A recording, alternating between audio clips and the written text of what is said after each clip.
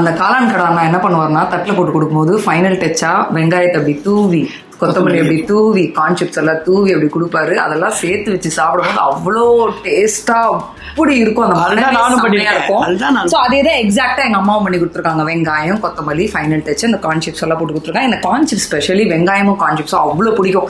சீக்கிரமா சாப்பிட்டு இன்னும் கொஞ்சம் கொடுங்கண்ணான்னு கேட்டு வாங்கி சாப்பிட்ற அளவுக்கு காளானோட அவ்வளோ ஒரு என்ன சொல்றது ஒரு பயங்கரமான ஒரு ஃபிளேவரை கொடுக்கும்.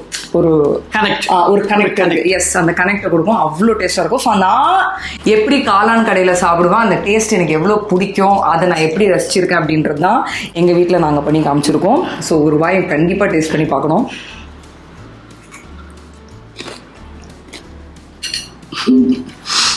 சூப்பராக இருக்குது.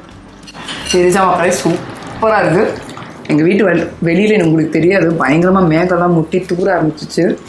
அதுவும் மழை காலத்துல மழை பெஞ்சா வெளியில கடை இருக்காது. ஆமா, வெளில கிடைக்காது. நம்ம வீட்டுல கிடைக்கும். மழை பெஞ்சாதான் போய் சாப்பிடணும்னு கிடையாது. காளான்ல மூடுக்கு ஏற்ற மாதிரி எப்போ போகணுமோ அப்போ போய் சாப்பிட்டுட்டே இருக்கலாம்.